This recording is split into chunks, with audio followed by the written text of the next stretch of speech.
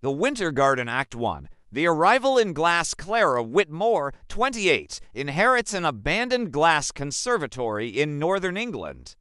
Once famous as the Winter Garden, it was built by her great-grandfather for his wife, but has been locked for decades after a family tragedy. Clara, a struggling violinist, hopes to sell the land and escape her debts. But when she enters the overgrown glass house, she meets Julian Hart, 33, the caretaker. Gentle, mysterious, and oddly timeless, he has kept the garden alive despite the winters. He tells her, "Some places don't die. They just wait for someone to listen." Act 2, Strings and Pedals. Clara begins to play her violin in the conservatory. To her shock, the plants seem to react, white roses opening slightly in the cold, vines swaying as if listening. Julian encourages her to keep playing. As the days pass, Clara feels warmth return to her heart. Julian tells her he once studied music too, but life chained him to the garden. Their bond grows, fragile and intense, like the flowers blooming out of season. Act 3, The Hidden Portrait. Exploring the archives, Clara finds an old painting of the Winter Garden's first concert, a woman in a white dress playing violin, and beside her, a man who looks exactly like Julian. When she confronts him, Julian confesses he is bound to the garden by a curse.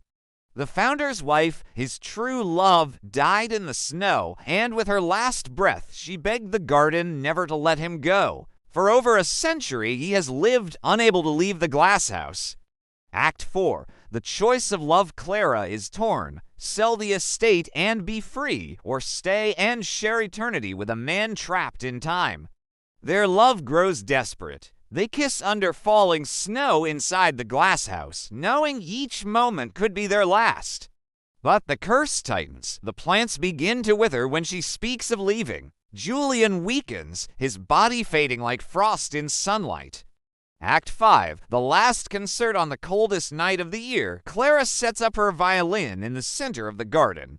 She plays through the night, pouring all her grief, love, and hope into the music.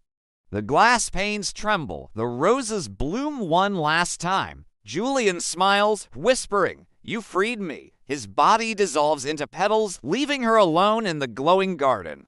Epilogue. Echo of the garden. Months later, the glass house is restored and reopened as a concert hall named the Winter Garden. Clara plays the violin every week. Sometimes, when the notes linger in the frozen air, white roses bloom in the snow, and she feels Julian's hand guiding hers on the bough.